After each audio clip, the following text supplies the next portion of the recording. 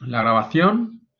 eh, y nada, ya estamos aquí 22 participantes, son las 11:34. Entonces voy a arrancar digamos, voy a continuar con la presentación que estábamos haciendo el otro día. Apago la cámara para que sea bueno, no, la dejo puesta. Mientras esté funcionando Internet, la dejo puesta para que estuviera mejor Internet. Pero veamos. El otro día habíamos visto el tema de las fachadas ventiladas, perdón, de las fachadas en general, de los conceptos asociados a las fachadas, de cómo podemos buscarle un, querer hacer diferente con la fachada, ¿verdad? Y que esta es digamos, es un lugar idóneo para poder experimentar todas esos conceptos que van un poco más allá de la pura definición técnica de un elemento constructivo, sino que tiene muchas más posibilidades la fachada que casi, yo diría, ninguna otra unidad de construcción en los edificios para hacer de ella un lugar de experimentación. Entonces, en ese orden de ideas, pues digamos, ya les había hablado, les había antecedido algunas cosas de estas que les voy a contar en este momento, pero me interesa recalcar unos conceptos que tienen que ver con la sostenibilidad y que tienen que ver con una sensibilización. A mí me gustaría siempre sensibilizaros sobre dónde estamos parados en términos de nuestra actividad, ¿vale? Entonces, para eso, y antes de arrancar directamente en por qué les voy a hablar de las fachadas ventiladas o por qué es tan importante pensar en que cada cosa que hacemos dentro de un edificio tiene un impacto ecológico, ¿verdad? Les quería hablar, en primer lugar, de lo insostenible. Lo insostenible son los edificios y su huella ecológica, ¿vale? En realidad, en este momento, yo les decía que si nosotros juntamos todos los recursos o todas las emisiones que nosotros hacemos con nuestras edificaciones o en el transcurso de las edificaciones o desde que las diseñamos, pero sobre todo desde que se transforman los materiales en el lugar, se transportan hasta la construcción, con ellos se construye. Después, esos edificios durante toda su vida tienen una gestión energética bastante terrible porque son muy demandantes de energía y después se demuelen y ese proceso de demolición pues conforma una cosa que se llama el ciclo de vida de los materiales. Y el ciclo de vida de los materiales, pues de lo mismo de un vaso o de un zapato, lo que sea, pues un edificio es muy, muy, muy costoso. Y el ciclo y la huella ecológica que generan los edificios son altísimas, ¿sí?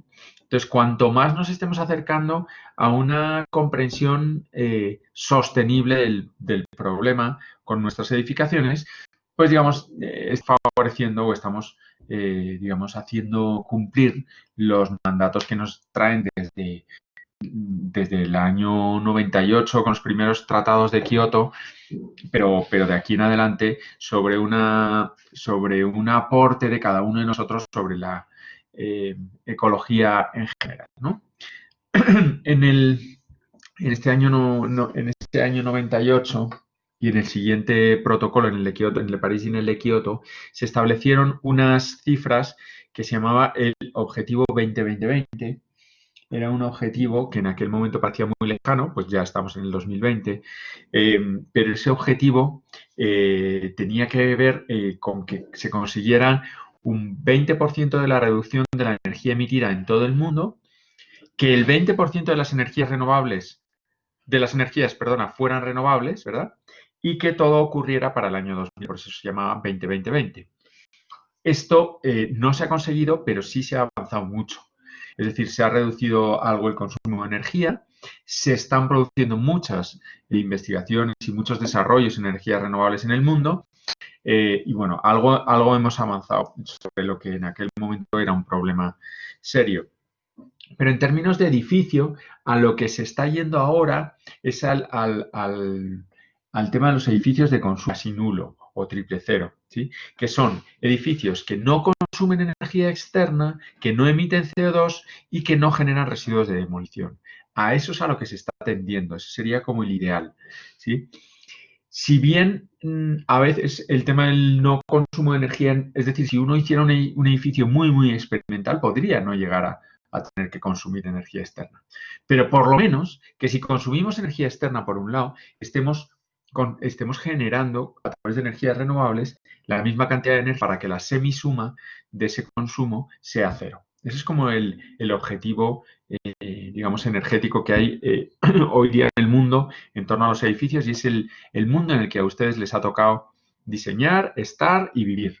Por lo tanto, no es algo de lo que se puedan evadir. Yo no nací con estos conceptos. Estos conceptos son posteriores a... Yo terminé la carrera de ingeniería en el 96 y la de arquitectura en el 2001. Esto estaba empezando. Y toda mi enseñanza nadie me contó esto. Ustedes ya sí están en esto, ¿sí? Entonces tienen que ser conscientes de que cada mal que eligen, cada sistema constructivo, cada decisión de sus edificios tienen un impacto ecológico. Y eso lo tienen que tener en la cabeza como dentro del ADN, ya no es una opción. No es, yo voy a hacer un edificio bioclimático, qué chévere. No, es algo que se presupone. Bueno, como les decía el otro día, les hablaba del tema de la certificación energética en la construcción nueva, ¿no? Y les hablaba de este tema de los programas informáticos que hablan de ahorro de energía y del diseño a través del ahorro de energía para que la emisión de CO2, que al final son los indicadores que nosotros nos marcan, tienen que ver con los indicadores de emisiones, cuántos kilos de CO2 por metro cuadrado estoy emitiendo, sean sostenibles. Lo insostenible es no solo para los edificios nuevos. Lo insostenible es la construcción obsoleta. Esto no es objeto de este taller, ¿verdad? Pero sí debe ser objeto de sus vidas. Es decir, se hacen, ¿qué?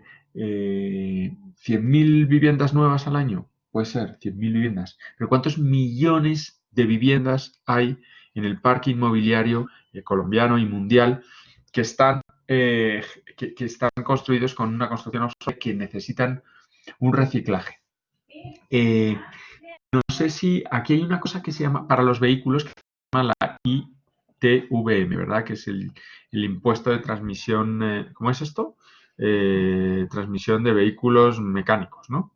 Esta es una revisión, la revisión de la ITVM tiene que ver con que, oiga, mire, si usted tiene un carro muy antiguo que está emitiendo demasiados gases, que no sé qué tal, cámbielo, arréglelo, cámbiale el filtro, yo qué sé, o bote el carro y cómprese uno más que no emita tanto, ¿no?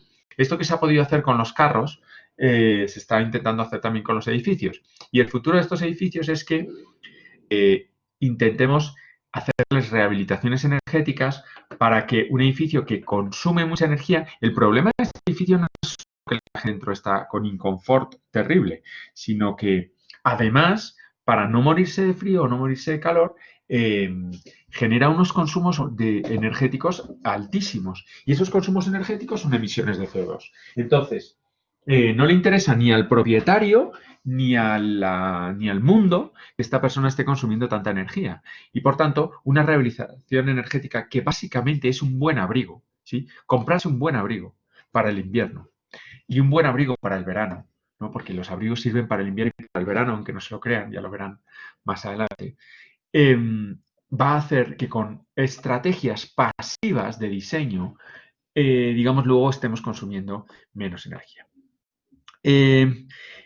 Algo que nosotros podemos hacer es este pensamiento, vamos a decir, sostenible, ¿no? El sostenible es una palabra muy manida, pero lo sostenible no es solo en lo ambiental, también es en lo económico y en lo social.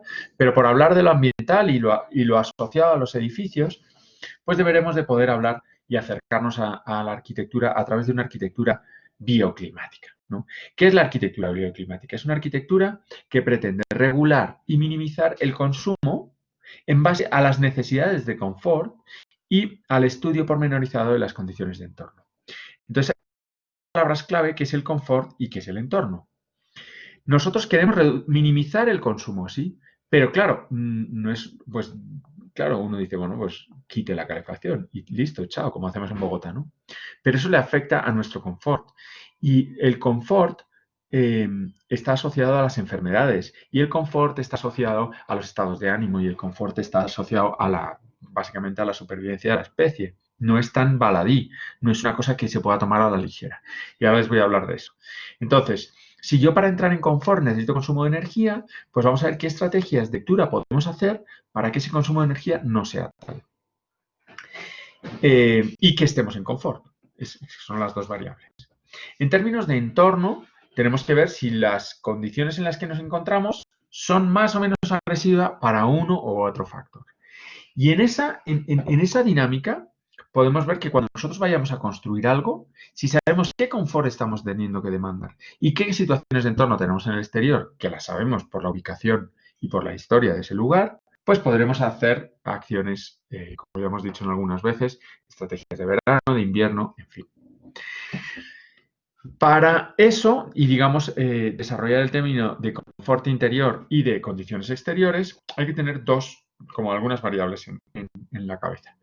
La primera interior, tenemos que ver dos variables, la temperatura y la humedad. Ya les he hablado varias veces de que lo importante en Bogotá no es solo que haga frío, sino cuánta humedad hay y en clima cálido. Y entonces siempre están íntimamente reguladas temperatura y humedad, porque hay veces que con determinada temperatura, lo típico, no es que aquí hace 30 grados y hace mucho calor, ¿no?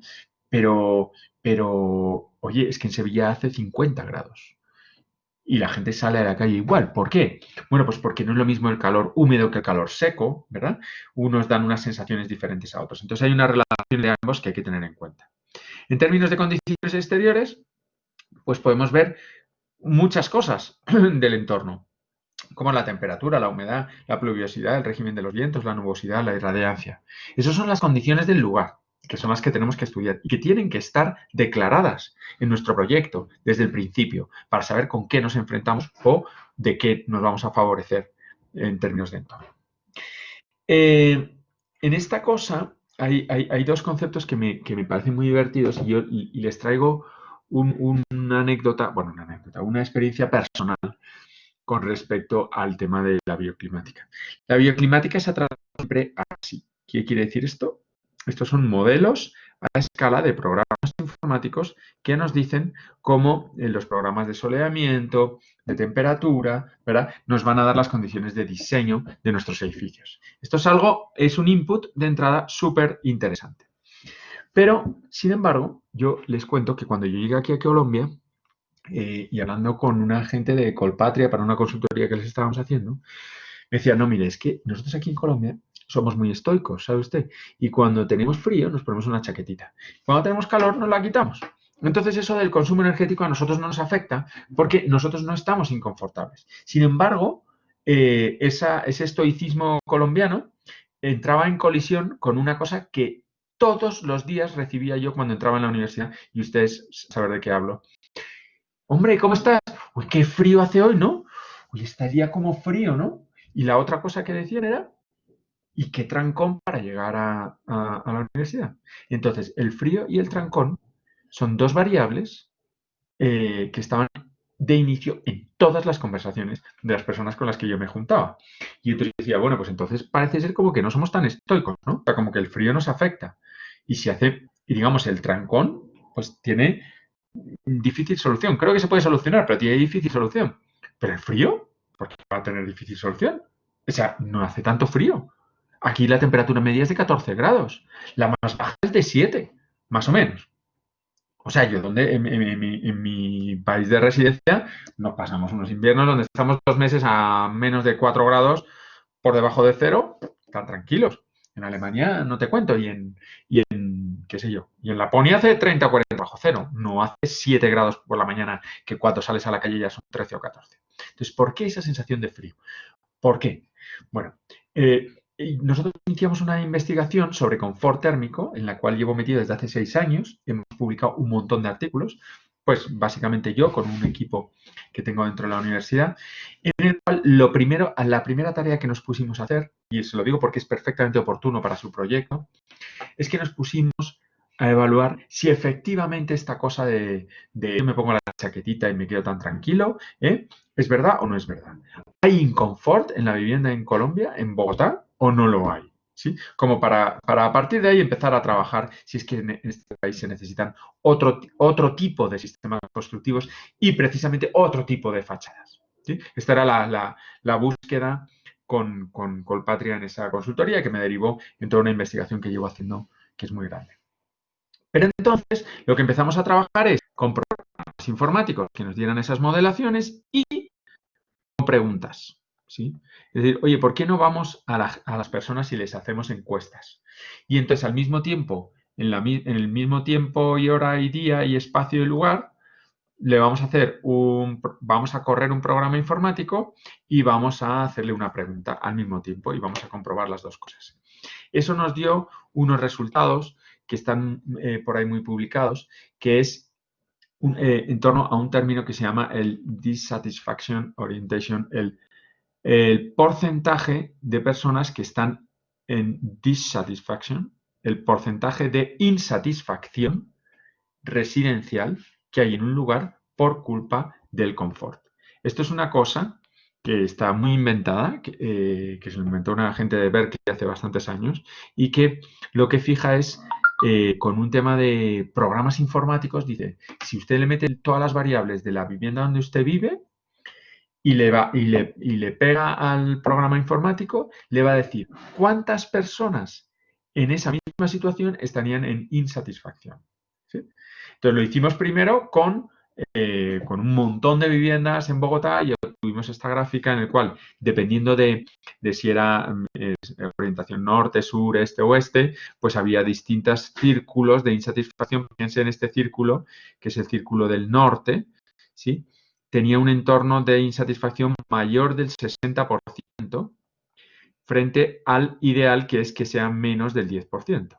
Es decir, lo que te dice la ASHRAE, que es una normativa gringa, es que menos del 10% deben estar en inconfort y en el entorno de Colombia, o de Bogotá, perdón, estaban cerca entre el 40 y el 60, lo cual es una cosa muy mala. Muy mala lo que nos decía el programa.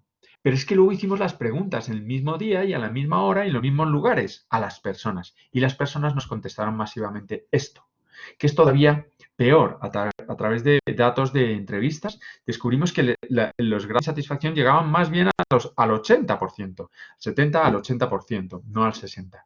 Es decir, que conseguimos demostrar por fin que efectivamente las viviendas en Colombia definitivamente están en inconfort. Esto viene por muchas cosas, pero fundamentalmente viene por un defecto en los mecanismos de construcción. ¿Sí? Por vamos a decir, una falta de sensibilidad hacia el poder que tiene el diseño para conseguir que los espacios sean habitables. Como más o menos está bien, construyo como más o menos me da la gana. Esto es como el resumen de la cosa. Y entonces no tengo en cuenta nada. Y pues sí, chico, o sea, en Bogotá está fenomenal. Pero si uno va con una sola camiseta, uno lo sabe muy bien. ¿Ustedes cómo van cuando salen a la calle? Van con muchas capas, ¿verdad? Entonces por la mañana tienen todas las capas puestas, pero luego se las van quitando, luego se las van poniendo, ¿verdad? A demanda. Pero entonces los edificios, ¿qué son? El 95% de los edificios en Colombia de vivienda están terminados con un ladrillo. Con un ladrillo, el hermano ladrillo. Y este hermano ladrillo tiene que hacer todo. Curarte del frío, del calor y de las fluctuaciones entre los 7 grados y los 22 grados. Entonces, ¿qué es lo que acaba pasando? Que el ladrillo más o menos consigue que tú tengas esta curva, en la cual, bueno, pues no estás a 7 grados nunca, pero te puedes levantar perfectamente dentro de tu vivienda cuando aquí hace 7 grados, tú estés a 12 y que cuando llega a 22, pues no llega a 22, pero llega, qué sé yo, no sé, a 20, ¿sí? La temperatura media o la temperatura, digamos, estándar en la que uno se ve dentro de la casa está muy por debajo de los términos de confort que están entre los 22 y 24 grados, dependiendo de muchas cosas, pero ese es más o menos el valor del confort. nunca llega a estar tan caliente como necesita, pero además tiene unas fluctuaciones muy fuertes. Es decir, el calor se le escapa, como ya les explicaba el otro día. Bueno, el caso es que las fachadas tienen mucho que ver en esto, ¿verdad? No solo los vidrios, claro, son importantísimos, pero nos vamos a centrar en las fachadas. Entonces, las fachadas habituales del siglo XX eran unas fachadas donde el cerramiento se apoyaba totalmente sobre la placa, ¿sí? Aquí están viendo en el corte cómo los forjados o las placas avanzan y los ladrillos apoyan totalmente, ¿verdad? Y en planta igual, apoyan totalmente sobre el borde de la placa. En el siglo XXI empieza a haber, pero a principios de siglo, una especie de antecedentes de lo que les voy a hablar hoy, de las fachadas ventiladas de las que les voy a hablar hoy, que son el range screen y el cavity wall. ¿Qué quiere decir esto? Empieza a hablar en el norte de Europa de unas fachadas más complejas. Unas fachadas en las que, como digo yo, cada uno cumpla su función. Y empiezan a doblar las fachadas. ¿Y por qué las doblan? Porque sí, no. Para que haya unas paredes, que son las exteriores, que se ocupen de parar la lluvia y unas paredes, que sean las interiores, que se ocupan de guardar el calor. Básicamente empiezan a disgregar esas dos, funciones de la fachada, ¿no? Uno es cuando yo voy a la calle y me pongo no sé cómo le llaman ustedes, una chaquetita de estas impermeables, simplemente es por la lluvia, ¿no? Como los ciclistas. Llueve mucho, entonces se ponen esa capita que simplemente es por la lluvia, para nada más. Luego se la quitan y hay un resto de prendas, una sirve para una cosa. Pues igual con las fachadas. Entonces surge, por ahí, y sin profundizar, que esto tiene una evolución muy larga a lo largo del siglo XXI, del siglo XX, y sobre todo es muy desarrollado ya en el siglo XXI, a partir del año 2000 y demás, y con todo este tema de los protocolos de Kioto y demás, empiezan a pensarse otras fachadas donde la actitud de capas hay una variedad de capas donde dices, oye tú, venga, tú haces esto otro, tú haces esto otro y tú haces esto otro. Y con eso consigo que mi interacción con el interior y el exterior sea mucho más inteligente, ¿verdad? Cada uno combate un problema y no le dejamos todo el problema al ladrillo. Les voy a seguir, se lo voy a seguir ligando al mismo proyecto del que estábamos hablando para que entiendan que dentro de toda esa certificación energética que conseguimos con el edificio Temporales, que lo hicimos como otros muchos edificios, pero voy a seguir con el mismo para que vean cómo el entendido del proyecto fue global. Y entonces les voy a explicar los elementos que tiene una fachada ventilada, lo que pues nosotros llamamos fachada ventilada, que es el edificio la tenía, y que es una fachada que no es para que les diga yo cómo está hecha la fachada ventilada, perdón, como que les diga de qué tienen que hacer su fachada, sino que les diga cómo es una tecnología que ustedes pueden sobre ella actuar y manipularla y cambiarle los drivers que ustedes quieran, pero para que entiendan cómo es este tema de las multicapas. Fundamentalmente, esta diapositiva es clave. Elementos de una fachada ventilada son un muro soporte. El muro soporte es el que sustenta el resto de la fachada y ocurre pegadito hacia el interior de la fachada. Este elemento es encargado de trasladar las cargas de la fachada a la estructura. Es decir, esto pesa y lo tengo que trasladar a este elemento y de este elemento a la estructura, a las placas, a las columnas, en fin. También es un atenuador acústico. Es decir, este no solo habla de la estabilidad, sino que también de la acústica. Después tenemos un aislante, que es este elemento, que es un producto que está encargado de la regulación térmica y también puede ser acústica, porque hay aislantes térmicos y acústicos. Este elemento es fundamental porque en 4 centímetros de ese elemento hago mucho más que en 20 y tantos de ladrillo, en 20, en 25 de ladrillo, en términos, digamos, térmicos, ¿verdad? Y acústicos. Y como hoy en día lo que yo vendo son metros cuadrados, imagínense lo que le estoy diciendo a un promotor, a un gestor económico de este edificio, que le voy a hacer en la misma función en 4 centímetros que en 25, por lo tanto le estoy ganando 21 centímetros de ancho de su fachada y por tanto está vendiendo muchos más metros cuadrados. ¿Sí? Y además este producto pues actúa de una manera mucho más inteligente que el ladrillo frente a la respuesta térmica. Después tengo sistema de fijación, que el sistema de fijación no es ni más ni menos que un separador entre el soporte y la capa final, ¿sí? Traslada las cargas del aplacado o de la lámina del sheet final, de la lámina final, el siding le llaman los americanos, lo traslada hasta el muro. ¿A través de qué? De esta subestructura. Y finalmente el aplacado o ese siding final, que es un elemento que está diseñado para fundamentalmente parar la lluvia. Como ven, estas son las distintas funciones. Entre medias se está generando entre el aislamiento y el aplacado una cámara de aire que tiene otra función. Luego tenemos soporte más el aislante, más el sistema de fijación, más la cámara de aire, más el aplacado. Son 5 cosas en aproximadamente 25-26 centímetros, ¿sí? Que es lo mismo que ocupa un ladrillo puesto a la contra. Bueno, listo. ¿Cómo funciona en términos generales o por qué es óptimo este sistema en condiciones, por ejemplo, cuando hace calor? Cuando hace calor, fijaros, el muro soporte, claro, está apoyado completamente en la placa. Esto es muy importante porque el muro que está apoyado completamente en la placa, luego lo van a ver en los detalles, permite que descargue muy bien. Entonces, es interesante. Pero además el aislamiento térmico evita los puentes térmicos, que luego les explicaré qué es un puente térmico, pero lo que hace es que fundamentalmente, como yo tengo el muro soporte apoyado sobre la placa y el aislamiento lo puedo pasar por fuera, el aislamiento lo puedo hacer así. Y lo que estoy haciendo es un abrigo completo que cubre toda la edificación. Y eso es muy interesante porque estoy abrigando no solo los espacios interiores, sino que también estoy abrigando la estructura y el muro soporte. Eso es a lo que se refiere lo de evitar los puentes térmicos. Luego les explicaré qué es eso.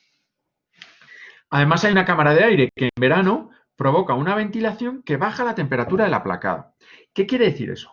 Si yo tengo un ladrillo y le aplico, digamos aquí hace 40 grados, ¿verdad? Y le aplico unos rayos de sol directos. Este ladrillo, si es relativamente oscuro, puede meter hacia el interior calor. Él acumula calor y el ladrillo en esta cara puede llegar a tener hasta 15 grados más de los que tiene el interior. Es decir, es un ladrillo que está sobrecalentado y que me irradia calor, ¿sí? Y la temperatura que hay a este lado del ladrillo y la que hay a este, por aquí hay aire, pero se va calentando y acaba siendo mayor en el interior que el exterior. Cuando yo pongo una cámara de aire intermedia y tengo un material que es el que se calienta, ¿sí? Aquí hay 40 grados, este material se calienta, transmite la temperatura al interior, pero aquí hay una cámara de aire que lo ventila. ¿Qué es lo que hace eso? Mantener esta cámara a 40.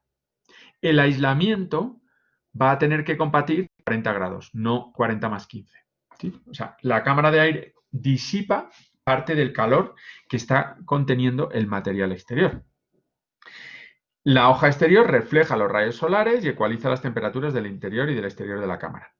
Y la hoja exterior desvincula del interior, por lo que se mueve independientemente, que es otra cosa muy importante. Las fachadas tienen dilataciones y cuando hace mucho sol se dilatan más y se dilatan menos entre distintos materiales.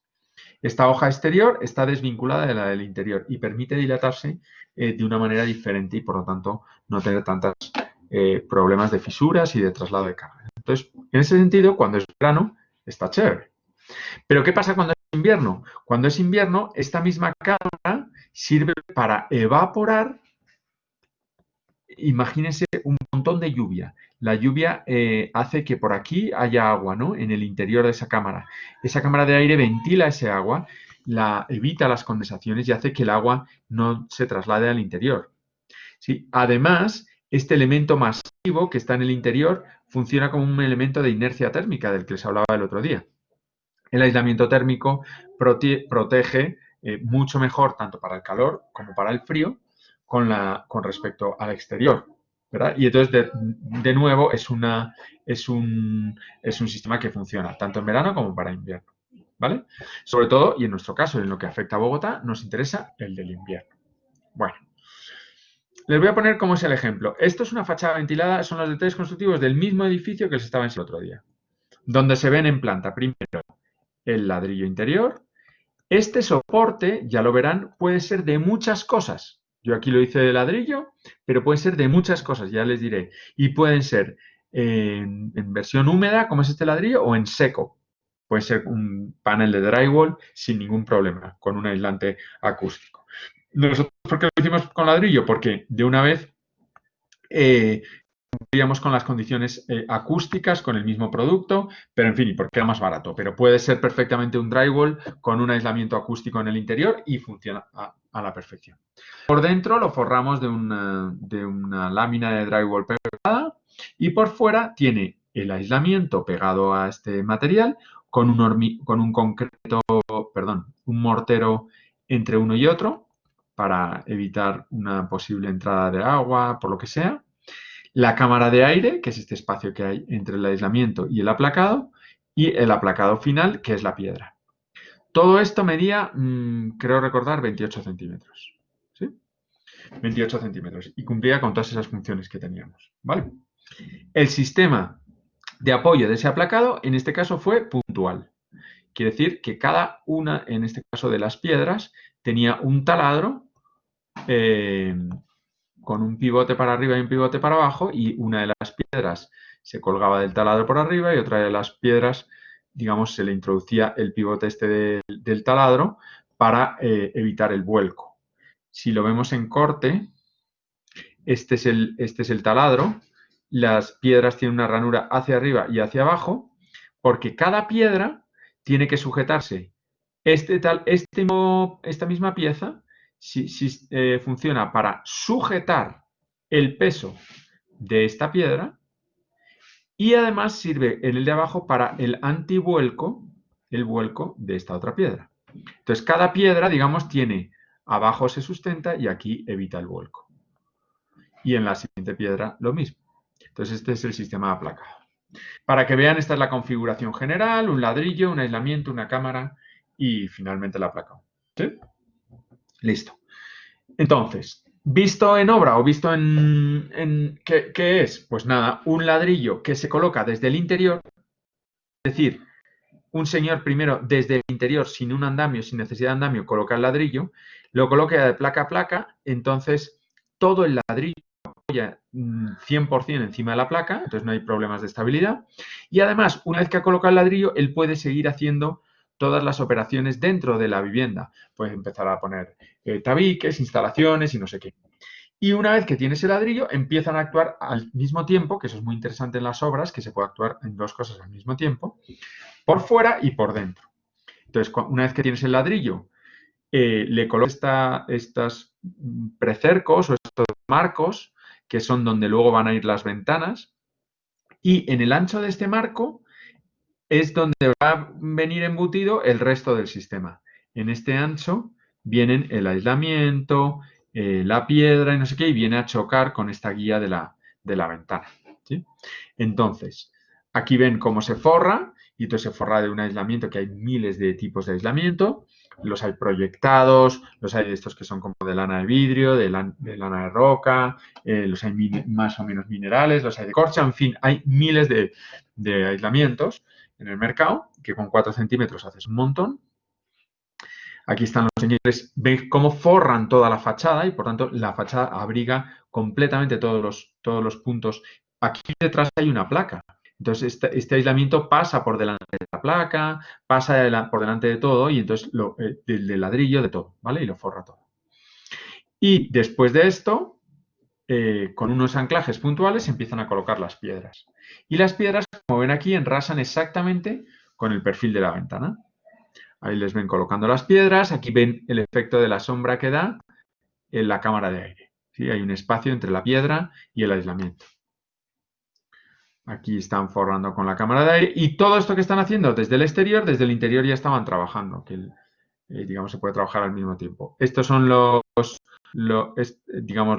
pasadores que tienen el pivote hacia arriba y el pivote hacia abajo y sujetan la piedra y dejan una dilatación entre piedra y piedra. Esto es clave. Entre esta piedra y esta piedra hay 1 centímetro más o menos, 5 milímetros para ser exactos, de espacio. ¿Vale?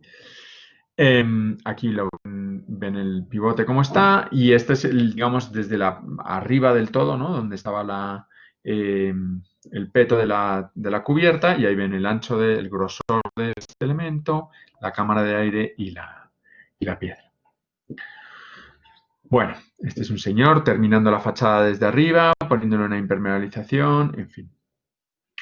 Hay otras formas de apoyar la piedra. En este caso, en este edificio, teníamos dos tipos de piedras, recordarán, una blanca y una piedra así como oxidada, que se llama piedra de Brasil. Esta piedra de Brasil, que es muy bonita por fuera, es una piedra tipo pizarra y tiende a exfoliarse. Entonces, por ejemplo, si yo le meto un taladro aquí y le meto un agujero, es muy posible que esta piedra se exfolie y se abra en dos por el interior, ¿sí? Entonces, en ese caso, requeríamos de un anclaje que tenía que tener una pestaña que no taladrara, no perforara la pieza. Entonces, en las piedras de abajo, pues ese anclaje que sirve para sujetar esta y para el antivuelco de la de abajo, pues quedaba visto y se ve una pestañita. No es tan bonito porque en las otras queda oculto, ¿no? En este anclaje queda oculto, pero pues ni modos. La piedra manda y no la podíamos taladrar. Finalmente, sobre este marco, que ya ha quedado terminado y con la piedra que enrasando completamente con ella, para instalar la ventana. Y la ventana, bueno, ya les explicaré un poco más de la ventana. Listo. Entonces, ¿cómo son las características de este sistema? Las características de este sistema tienen que cumplir con los requisitos no solo estéticos, sino con todos los requisitos que debe cumplir una fachada. De estanqueidad, de aislamiento térmico, de aislamiento acústico, de resistencia, de compatibilidad de las deformaciones, durabilidad, ventilación, mantenimiento, economía y estética. Entonces, todas estas cosas las tiene que cumplir una fachada. Entonces, vamos a ver cómo los cumple esta fachada ventilada, ¿vale? Por ejemplo, cuando se planteen una fachada cualquiera, podrán plantearse en estos términos, ver si realmente cumple estos estándares o no cumple alguno de estos estándares. Entonces, podrán tomar decisiones si saben exactamente si lo están haciendo no porque les parezca más o menos chévere, sino por si cumplen o no estos requerimientos técnicos. Estanqueidad. Fijaros, estas fachadas, claro, tienen un pequeño problema de estanqueidad. Como son de junta abierta, yo les he dicho que, ¿no? que entre piedra y piedra había 5 milímetros, esos 5 milímetros provocan lo siguiente. Esto es una especie de primera capa de agua.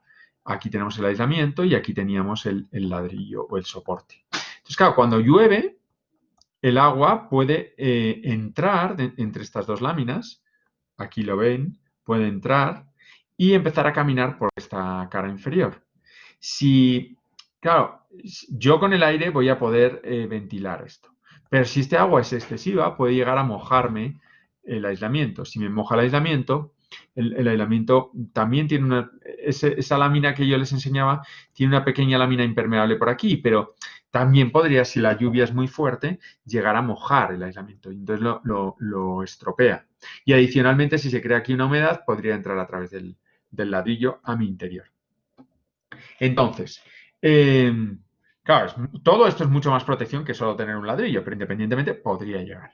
Entonces, en este caso, lo que se intenta es que entre lo menos posible. Las formas de entrada del agua a la cámara, primero quiero evitarlas, tienen que ver con que no se hagan malos diseños, es decir, que el corte no sea así, sino que sea, que si es horizontal, que no viaje el agua por tensión superficial. Si dos láminas están muy chiquititas, fijaros, si están muy cerca, si están a 1 milímetro, dos piedras, y el agua está cayendo, por capilaridad entra directamente, entonces hay que tener cuidado. En fin, hay que tener un diseño que básicamente la clave de esto es que más o menos sea un corte recto y que esto sea más o menos 5 milímetros.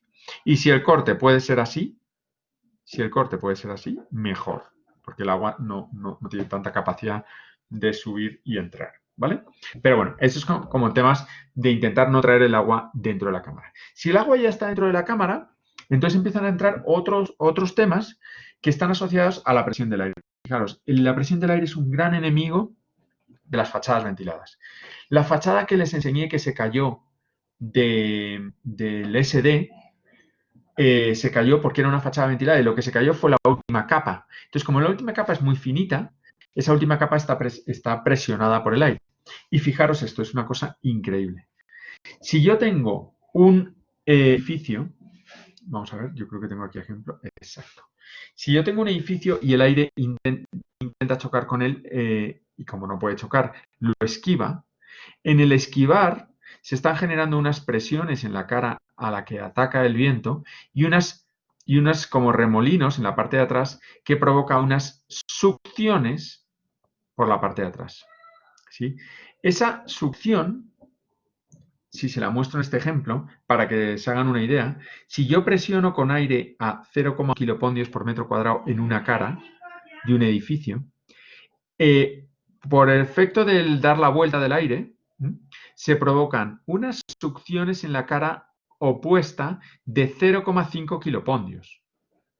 0,5 kilopondios por metro cuadrado es como, sí, como medio kilo por cada metro cuadrado, ¿verdad?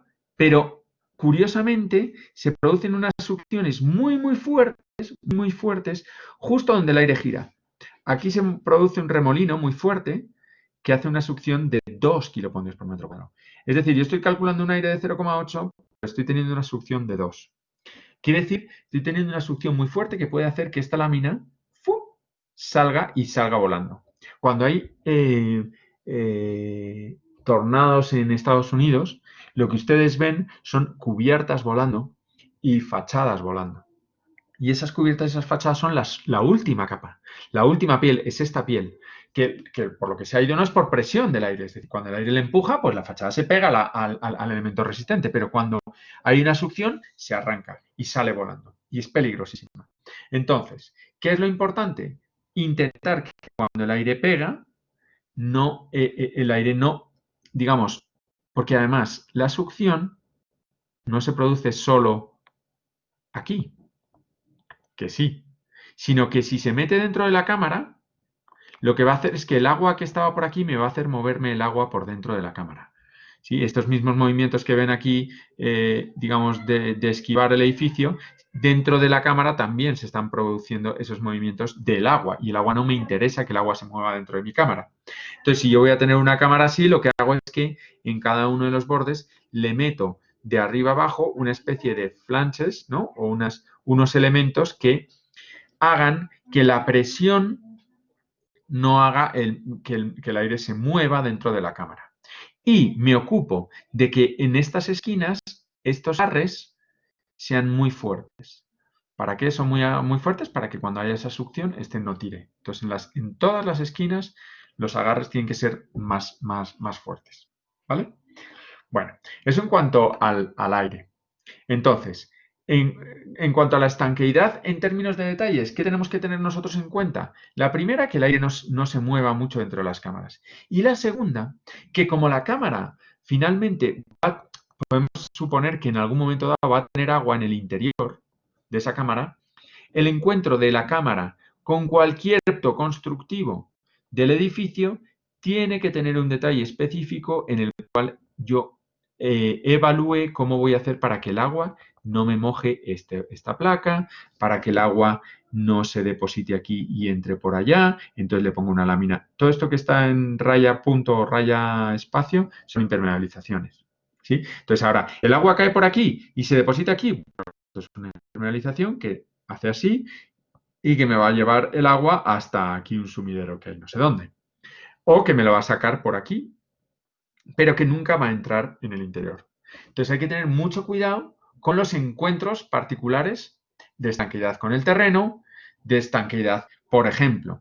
En este caso nosotros metíamos una persiana en este punto y era un elemento que cortaba la continuidad de la cámara de aire. Claro, si yo corto la continuidad, aquí voy a tener agua. Si tengo agua, ese agua puede caer aquí y entrar hacia el interior.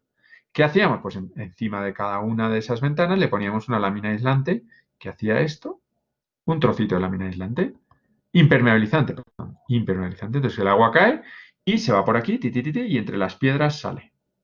¿Vale? Es decir, hay que tener en cuenta todos los detalles constructivos de estanqueidad en puntos clave. Aquí lo mismo, va a haber aquí agua y se va a meter para allá, pues que salga para allá. ¿Vale? Y le pongo todos estos pequeños impermeabilizantes.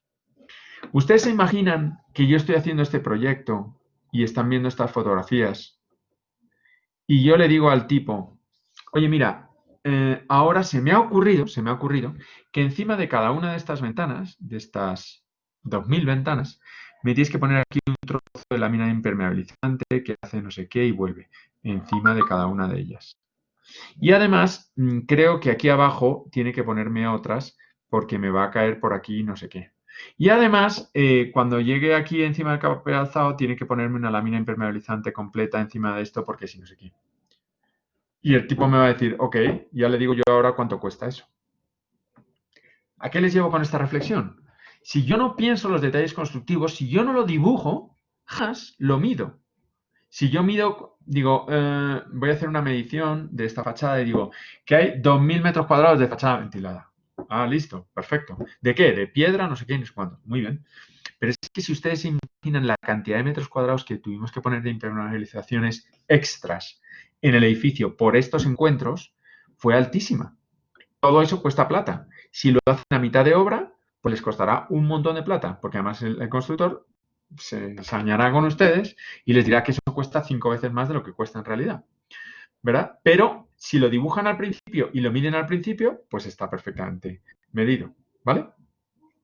Bueno, ¿qué más cosas tiene que cumplir esta fachada? Tiene que tener una muy buena respuesta al aislamiento térmico, ¿vale? Esta es la clave y es a lo que más voy con este ejercicio. Bueno, el primero es fundamental. En Bogotá anda que no llueve. Entonces, tener una rain screen, es decir, tener un primer abrigo que me quita el 90% del agua y el poquito agua que tienes luego en la cámara me lorea la cámara y si no lo tengo bien impermeabilizado, garantiza que no voy a tener agua en el interior, no voy a tener sensación de humedad. Si no tengo sensación de humedad, no voy a tener condensación en el interior de los espacios y, por tanto, mis espacios no van a ser húmedos.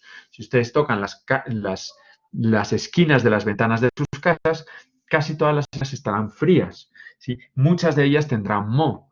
Tendrán moho que sus padres tienen que llamar a alguien para que pinte cada X tiempo en la parte de abajo de los pisos, en la parte de arriba de los pisos. Y ese moho se produce por esta falta de estanqueidad. ¿Sí?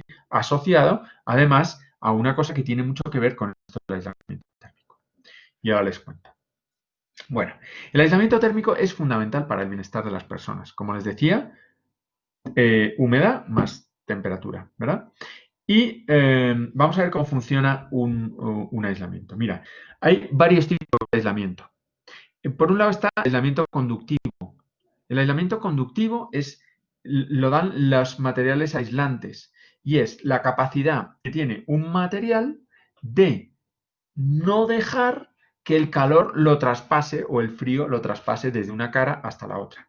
Se le llama resistencia térmica o resistividad térmica o transmitancia térmica. La resistencia y la transmitancia son la resistencia térmica o la que es transmitancia térmica. Son valores completamente contrarios, ¿no? O sea, la resistividad térmica es igual a 1 entre la transmitancia. ¿Qué quiere decir? Que es lo contrario. Resistencia es la resistencia que tiene el material a que el calor o el frío pase a su través. Y la transmitancia es la capacidad que tiene ese material de que pase a su través. Es decir, si yo mido un tenedor y lo pongo al fuego, ¿verdad? Transmite muy bien el calor, ¿sí? Resistencia sería una madera. Una madera es un material muy resistente, que es decir, si yo estoy quemando una madera en un lado y puedo mantener un palo cogido con la mano, en un lado está quemándose y en el otro lado yo lo estoy agarrando con la mano y no me pasa nada. ¿Por qué? Porque no me transmite el calor de un lado al otro. Quemen un tenedor y cójanlo del otro lado, a ver qué pasa, ¿vale? Entonces, la resistencia y la transmitancia tienen que ver con eso. Hay otro tipo de aislamiento que es el convectivo. El convectivo es el que tiene que ver con las cámaras de aire.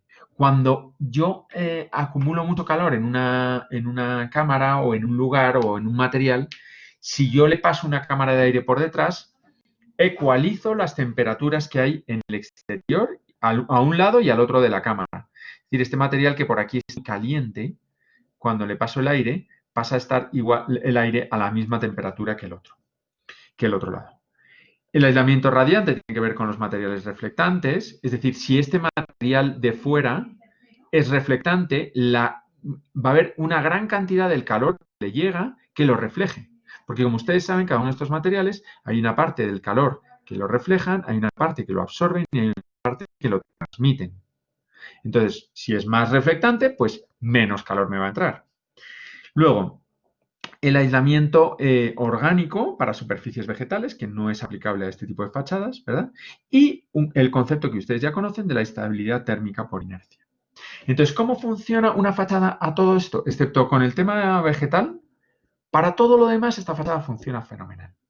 Tiene un aislante que hace las veces de aislamiento conductivo. Pero además tiene otro aislante que es el ladrillo, que tampoco le va mal. Este tipo también tiene algo de resistencia, ¿verdad?, a la conducción. Además tiene un aislamiento convectivo porque tiene la cámara ventilada, que no lo tienen otros. Luego tiene un aislamiento radiante porque tiene un primer elemento. Imagínense que es un elemento metálico, pues el tipo refleja casi todo el sol, ¿vale? Y tiene la estabilidad térmica en el interior. En los casos en los que hablábamos el otro día, que os hablaba de una casa de uso continuo o no, si yo tengo el aislante por el exterior, esta es una casa de uso continuo. Y si pongo el aislamiento por el interior, ¿sí?, si este es el interior del espacio, esta es una casa para el uso discontinuo.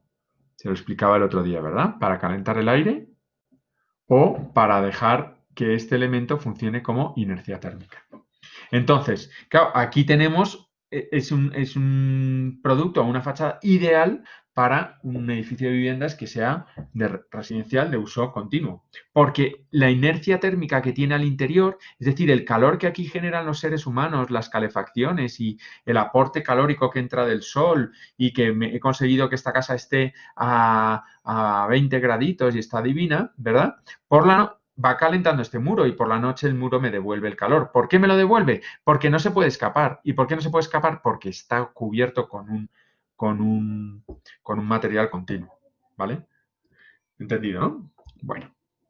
¿Tienen alguna pregunta? Me levantan la mano. ¿Qué más tiene este sistema? Pues tiene un aislamiento térmico, que los aislamientos térmicos tienen que cumplir con una serie de cosas.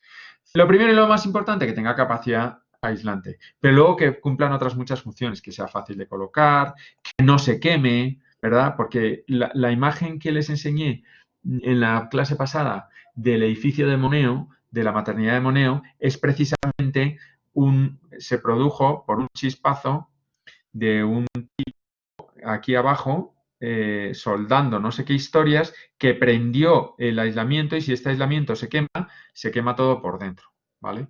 Entonces tiene que ser resistente al fuego, que tenga un buen comportamiento higrométrico, que quiere que absorba poca agua, o sea, que no sea una esponja, ¿verdad?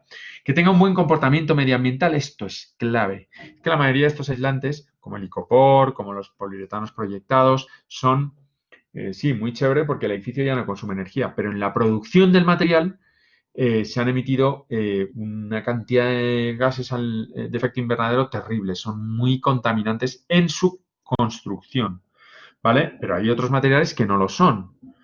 ¿Sí? Yo pues en eso está la investigación sobre los aislamientos, en aislamientos que sean de bajo impacto ambiental, ¿verdad? Bueno, y ya está. Esas son como las cosas que tiene que tener. Entonces, ¿cómo funciona el aislamiento convectivo en verano? Es decir, ¿cómo funcionaría en Cartagena? Pues lo que les explicaba, ecualización de temperaturas en el interior y el exterior de la cámara y evaporación del calor del interior de la cámara.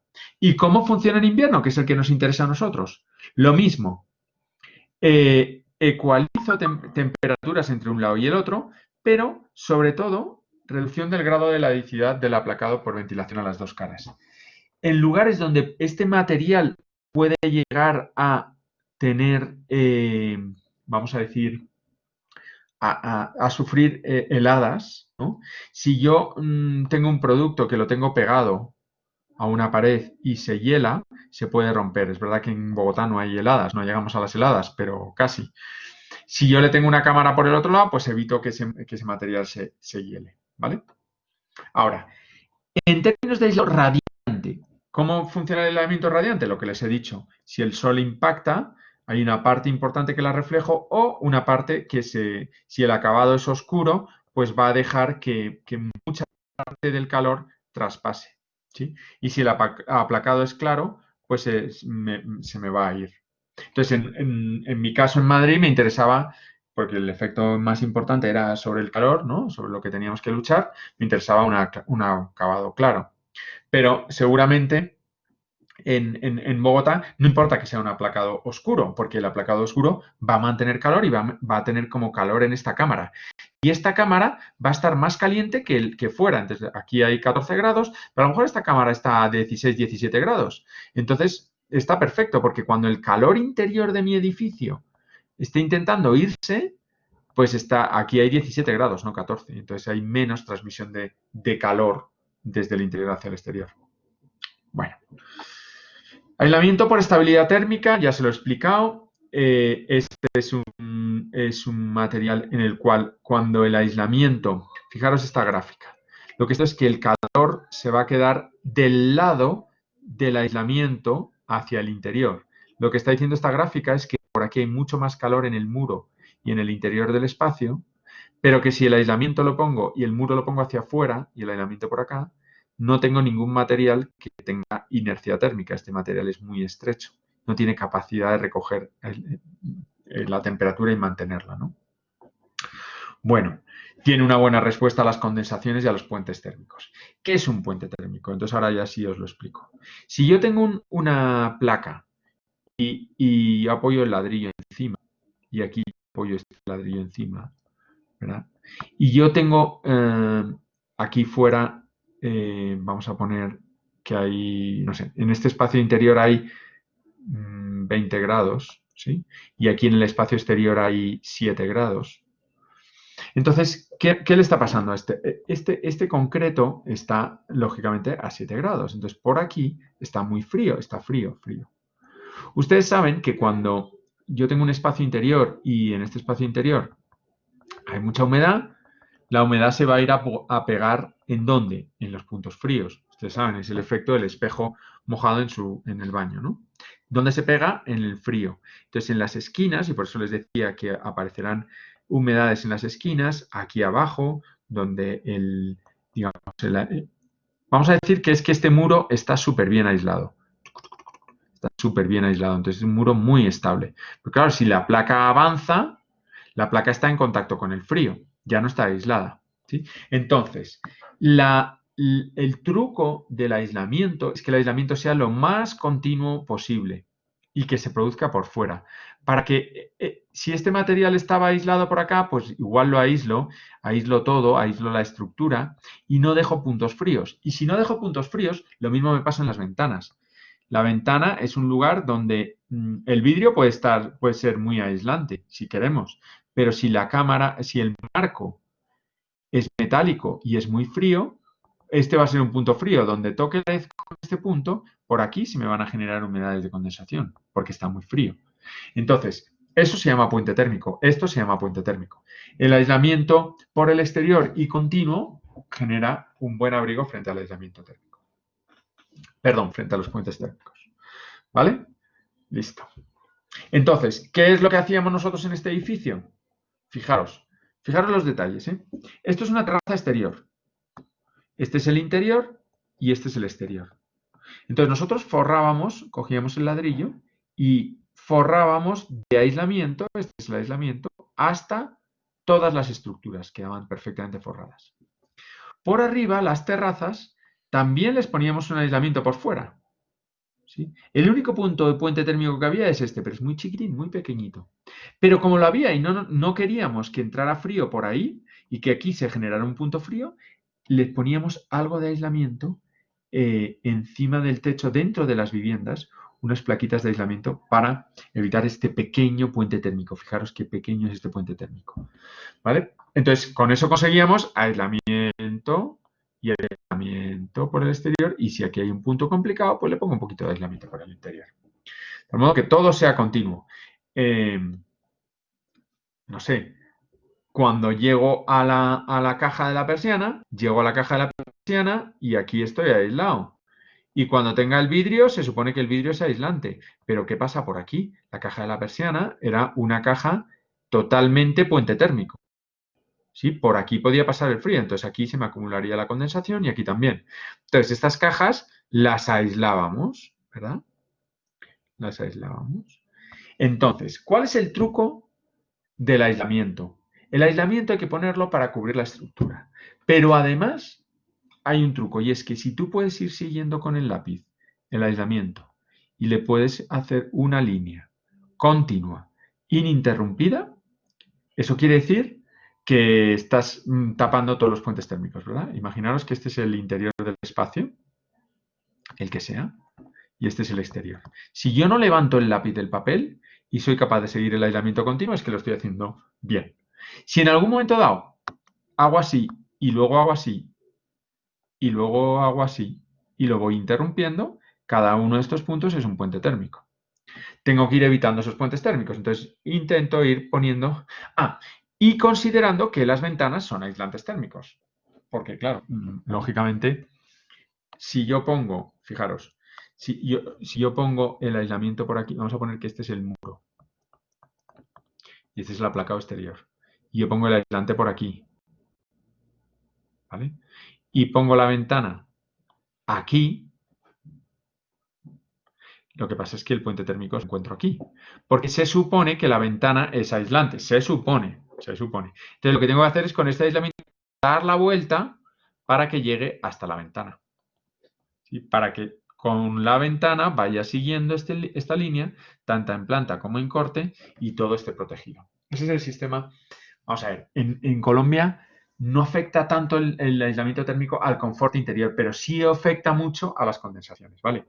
Si ustedes no aíslan nada, dicen, pero si es que yo no tengo tantas condensaciones. Claro, si no se aísla absolutamente nada, todo el espacio interior está frío. ¿Sí?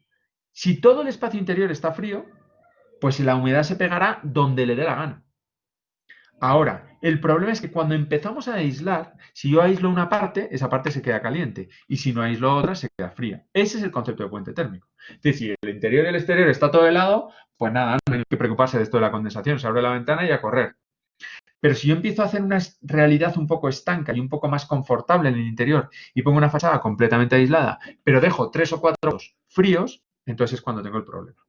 ¿Vale? Bueno, listo este tema. Más, lo mismo. Nosotros llegábamos forrando todo. Pero cuando llegamos a estos petos de la cubierta, nos encontrábamos con que teníamos un ladrillo y teníamos que poner este peto. Entonces, por este ladrillo se podía enfriar el ladrillo y llegarme el frío por acá. Este es un punto frío. Entonces poníamos aislante por arriba. Pero aquí hay una interrupción. Fíjense que mi lápiz se ha levantado. No ha hecho esto. No ha hecho esto, que es lo que debería hacer. Hay un ladrillo intermedio, entonces lo que le hacíamos es que le poníamos un poco de aislante por aquí abajo. Bueno, ¿qué más? El aislamiento acústico. Este es más complejo porque lo que nosotros hacíamos era, o lo que se hace con este tipo de aislamientos es que este factor de aislamiento térmico, este producto, también sea aislante acústico. Si tú consigues, interponiendo ladrillo o interponiendo aislantes acústicos, impedir la transmisión de la acústica del interior al exterior, estás bien, ¿vale? Pero entonces tienes que evitar también los puentes acústicos. Igual que puentes térmicos, hay puentes acústicos. Cualquier puente térmico es igual a un puente acústico, ¿vale? Listo. Eso mismo hacíamos, intentábamos forrar todo, bueno, fenomenal. En cuanto a la resistencia, ya les he hablado un poco.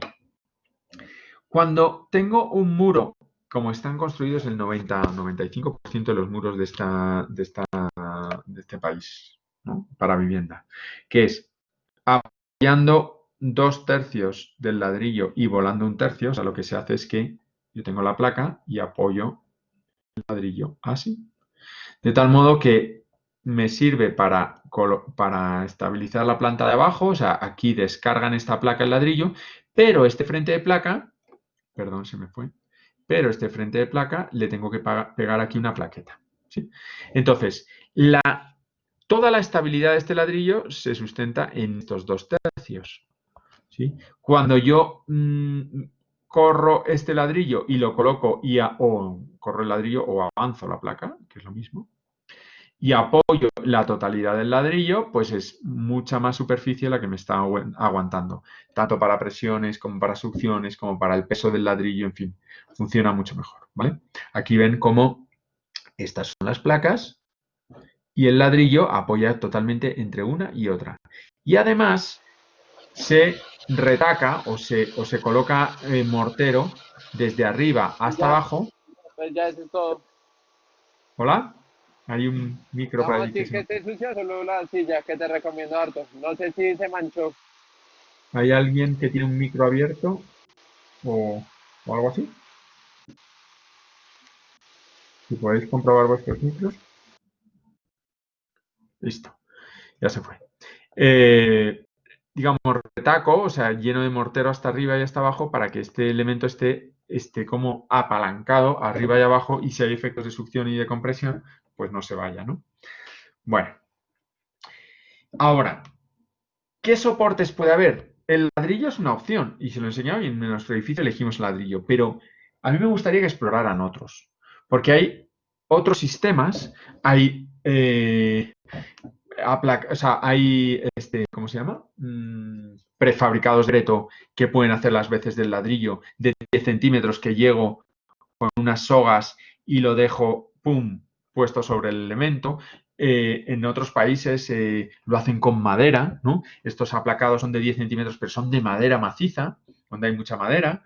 Puedes hacerlo, o puedes hacer, digamos, el de dentro suele ser un material un poquito masivo, es como, ¿no? Fuerte, pero también puede ser en tecnología en seco y puede ser un drywall, pero eso sí, con más aislante acústico, porque claro, el aislamiento acústico de este producto, si yo lo hago todo de capas muy finitas, sí, esta capa es mini, esta capa es mini, esta capa es mini, esta capa es mini, hay reverberación entre ellas y entonces hay una conducción acústica que como que suena a hueco, ¿verdad?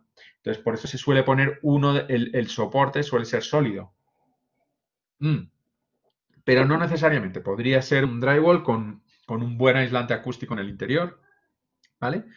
Puede ser con steel frame, que es lo que les estoy diciendo. Entonces, fíjense cómo el steel frame hacia el interior o el drywall puede estar relleno de aislante acústico y ese es el esqueleto interior y sobre él va la cámara de aire y el aislamiento y sobre él va el aplacado, ¿verdad? Eh, pueden ser, esa estabilidad puede ser a través de trajes puntuales, como les estaba explicando con la piedra. ¿Sí? Estos son exactamente los dos que nosotros usamos, este y este otro, que este es el visto para que no taladrar y este es el que sí que permitía taladrar. Hay que tener una cosa en cuenta, bueno, aquí no me detengo mucho, que esto es más para el estructural, cómo es el peso de las piedras, ¿no? O sea, cómo reparto los pesos de las piedras, pero bueno, esto no se lo voy a explicar porque no es muy importante. Simplemente que sepan que una piedra de en mi caso, eh, por ejemplo, fijaros, esta es una cosa muy importante. Yo quería hacer estas placas completas, sí, pero no me dejaron.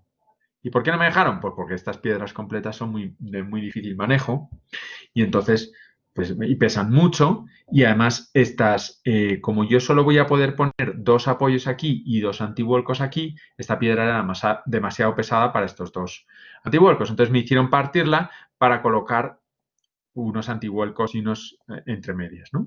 Eso ya te lo dice el estructural, entonces te mata la emoción porque tú querías hacer una pieza completa de planta, ¿no? Que fuera como una ventana más, pero pues no te dejan. Bueno, pues mala suerte.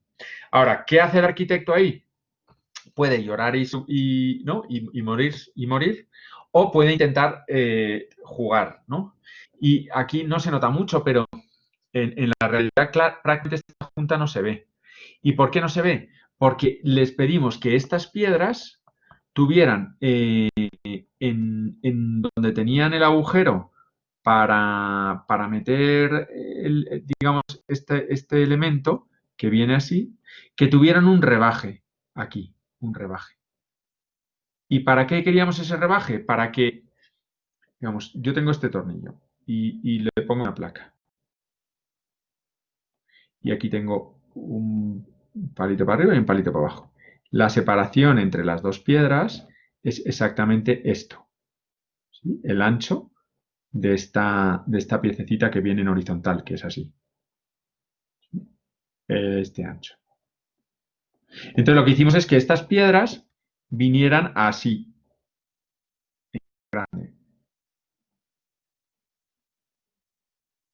A ver si lo soy capaz de dibujar. Así. ¿Para qué? Para que dibujado exagerado, ¿no? Para que este elemento se metiera hasta aquí y le pusimos una pieza especial que tenía un poquito más de rebaje hacia acá. Entonces las piedras hacían esto y hacían esto. Este era un pequeño camello que les hacíamos hacer a los de las piedras, que les pedíamos que nos hicieran un rebaje aquí, para que quedara más oculta. Y entonces, si se dan cuenta, están mucho más cerradas las juntas, estas intermedias, estas están mucho más cerradas que estas. Tal modo que parece una piedra completa. Se ve más en las piedras de Brasil, que estas casi no se ven, mientras que las verticales se marcan mucho más. Pues esos son pequeños detalles.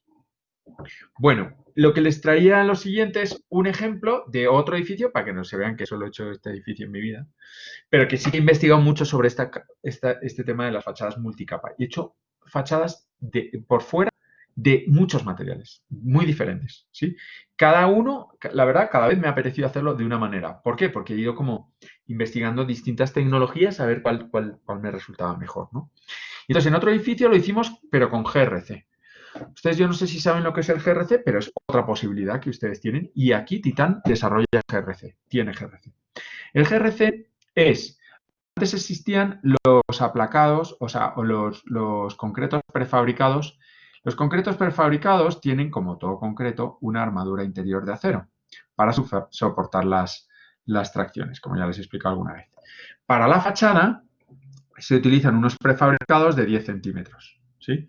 Esos que pueden ser in situ, como son en Colombia, o pueden ser prefabricados que los tienen en un camión, los traen, como los que os he enseñado en esta imagen de acá. Estos, ¿vale? Que son de concreto de 10 centímetros. Ahora, ¿el GRC qué es? Es un concreto que en vez de tener 10 centímetros tiene 1 centímetro. Y dices, ¿y eso cómo es? Eso es magia. ¿Cómo puedes meter en 1 centímetro acero? Pues porque no metes acero. Lo que metes es unas virutas de fibra de vidrio de alta resistencia que hacen las veces del acero. Entonces se convierte en un producto muy ligero, en vez de medir 10 centímetros, mide 1 centímetro, que le puedes hacer una vuelta así, ¿no? Y entonces se convierte en una cosa como de 10 centímetros, tiene los mismos 10 centímetros, estos son 10, pero el ancho del producto es de 1. Es súper ligero, el acabado es el mismo que el del concreto, el que te dé la gana, ¿verdad? Pero necesita, el día no es autoportante, porque claro, es muy finito, necesita una subestructura metálica, que es como un bastidor metálico, sobre el cual se proyecta, estos son como unas barrigas del mismo concreto que se unen a este elemento metálico y entonces es como un soporte, o sea, necesita unas muletas, ¿verdad? Bueno, este producto es súper ligero, se puede hacer de cualquier acabado y es muy chévere. Entonces lo usamos en un momento dado como una fachada de estas multicapa. Entonces, fijaros aquí el elemento de concreto como da la vuelta, ¿no? Aquí estoy dibujando aquí, como es así de finito, ¿vale? Luego, sobre ese elemento tiene unas patillitas, se ancla a este bastidor metálico y entonces esto son 10 centímetros, pero el elemento es de 1. Y aquí abajo lo mismo, aquí está el bastidor metálico que lo sujeta con estas patillitas y con esto puedes hacer lo que te dé la gana, una pérgola o lo que quieras. ¿Vale? Es una cosa interesante. Pero finalmente lo que nosotros hacíamos era el mismo concepto de las capas. El aislamiento está entre la capa exterior y la interior. Tenemos el soporte interior. Y en este caso lo que no hacíamos era la ventilación. No hicimos ventilación, ¿vale? Era una cámara de aire, pero estanca. Y tenía algunos agujeritos en algún lado para que esa cámara de aire se ventilara ligeramente, pero sin una ventilación continua, sin un paso de aire continuo. Bueno, pues este es el mismo caso. Y les enseño algunas fotos para que vean por si les apetece hacer con GRC la fachada, ¿vale? Este elemento, claro, tiene que descargar en la estructura, ¿verdad? Se tiene que sujetarse a la placa. Y nosotros lo que hacíamos es lo mismo. Hay un punto donde se sujeta y un punto donde evita el vuelco. Cada uno de estos, o sea, tú siempre que tienes algo, Tú puedes llegar aquí, digo, aquí descargo. Claro, pero este descarga, pero puede girar, ¿verdad? Entonces necesitas en un punto descargar la carga y en otro punto volver a anclarte para que este brazo de palanca entre estos dos puntos evite el giro. ¿Sí? Entonces siempre hay un apoyo y un antivuelco. Entonces nosotros apoyábamos por arriba y hacíamos antivuelco por abajo. Y ahora lo van a ver. Esta es la estructura del GRC, donde esto que ustedes ven es lo metálico. Sobre eso metálico está el GRC, que es, bueno, no se ve mucho, pero es esto blanco que aparece aquí detrás, que aquí tiene la pestañita para que vean que es como de 1 centímetro. Esto te viene todo construido de un camión y de un día para otro. Viene, aquí están las patillitas que se meten, estas patillitas de aquí son las que se meten dentro del GRC. Entonces, esto es lo que garantiza la unión entre el concreto y el bastidor metálico. Bueno, entonces llega un tipo con un camión y te lo sube y te lo sube a la placa. ¿Sí? Aquí están estos dos tipos esperando, desde el interior están esperando. Le colocas esta patillita y anclas. Y le colocas la patillita en la parte superior. Este es el antivuelco, el segundo, y el primero es el apoyo. ¿Sí? Para eso, ¿qué tienes que tener? Tienes que tener en la placa unos elementos metálicos preparados para que llegar y poder ponerle aquí digamos, este elemento que es la patillita metálica que te descarga con la placa. Después tenía un ingenioso sistema, y esto os lo traigo porque me interesa que sepáis que los materiales de fachada, fijaros, si yo pongo un ladrillo y otro ladrillo al lado, y otro ladrillo al lado, y al lado, y al lado, cuando yo pongo esos ladrillos en línea, cuando le da mucho el sol, la cerámica dilata. Y dilata muy poquito, pero hombre, un poquito y un poquito va sumando y va aumentando la dilatación. Eso puede llegar a hacer que cada 12 metros o cada 13 metros la dilatación de un muro de ladrillo sea de 1 centímetro. Entonces, si yo no le dejo escape a los materiales de fachada y les pega mucho el sol, se pueden llegar a mover 1 centímetro cada 12 metros. Por eso aconsejan que haya juntas de dilatación, para que esos materiales en la dilatación no les pase nada. Entonces, fijaros qué chévere es el sistema del GRC o de la fachada ventilada, que donde le está pegando el sol, que es donde realmente se producen las dilataciones, porque las caras interiores no hay tanto problema, porque no están expuestas al sol, la placa de la izquierda tiene este bastidor que aquí está soldado y es un pasador que viene y se une con el otro con esta pestañita. ¿Qué quiere decir? Que si este material quiere dilatar hacia allá y este hacia allá, pues nada, este bastidor se separa de esta pestañita y permite correr así, ¿no? Es un apoyo en dilatación. Puede moverse en este sentido. Si se quieren acercar, pues se pueden acercar, porque entre este y este junta elástica. Y se separar. ¿Sí ven? La línea, gracias a este elemento y a este metálico, la línea de fachada no se separa. Es decir, no me queda chueco. Uno me queda aquí, el otro me queda aquí, el otro se me fue más para atrás, el otro se me fue más para adelante, ¿verdad? Sino que al tener un elemento metálico que los une entre los dos, están obligados a estar en la misma, esto es como los brackets, ¿no? Te están obligando a que los dientes estén todos alineados, ¿vale? Bueno, luego por fuera le pongo ese sello elástico, que es este que están viendo con este señor ahí, y nada. Luego, proyecto el aislamiento. En este caso fue un aislamiento proyectado, con poliuretano proyectado. No nos gustó, porque este poliuretano proyectado es muy bueno y rellena todos los huecos y te lo sella todo, pero es muy contaminante, ¿vale? No lo volvimos a usar. Pero, digamos, pues llega un tipo y proyecta todo y se queda todo bien estanco. Y al final este es el aspecto exterior de la fachada. Pues es una fachada que claramente, y aquí sí que me detengo un segundito, fíjense cómo la modulación de esta fachada es completamente distinta a la modulación de la fachada de piedra. Entonces, cuando ustedes dicen, ¿es que de qué es su fachada? ¿De concreto? Bueno, pero ¿de cuál concreto? ¿Sí?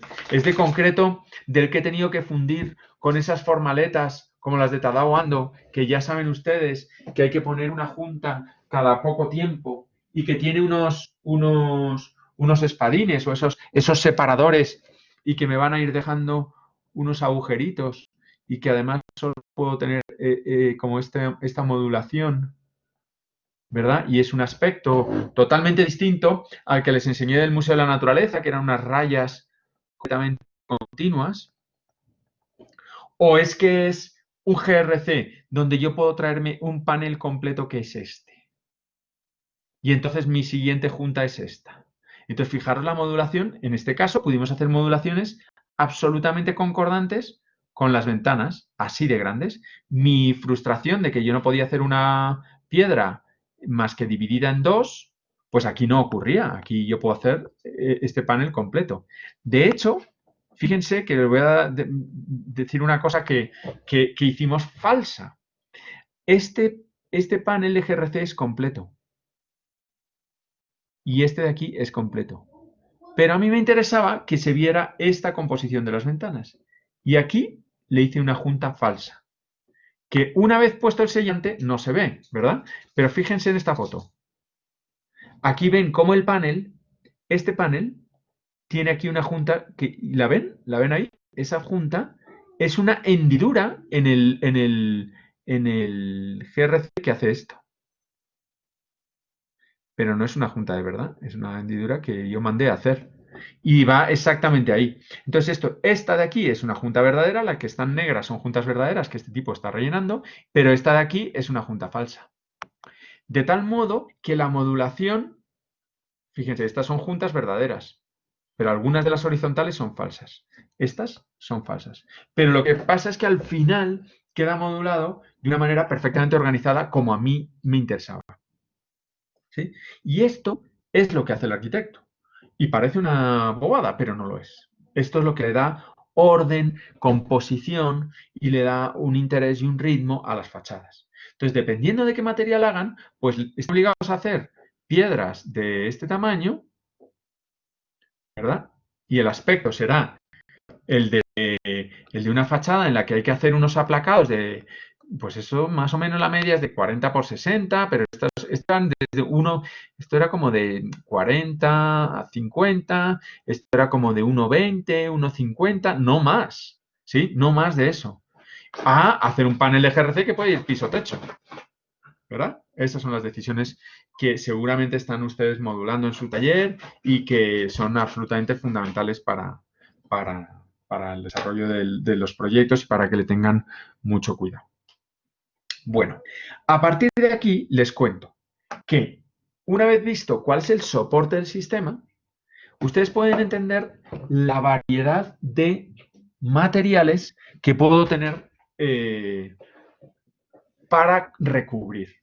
Y a mí me pasó una cosa en el año 2006, me acuerdo, que es cuando empezó a entrar en la normativa del Código Técnico de Edificación en España, que, entre otras cosas, fíjese cuál es el efecto mariposa de las cosas.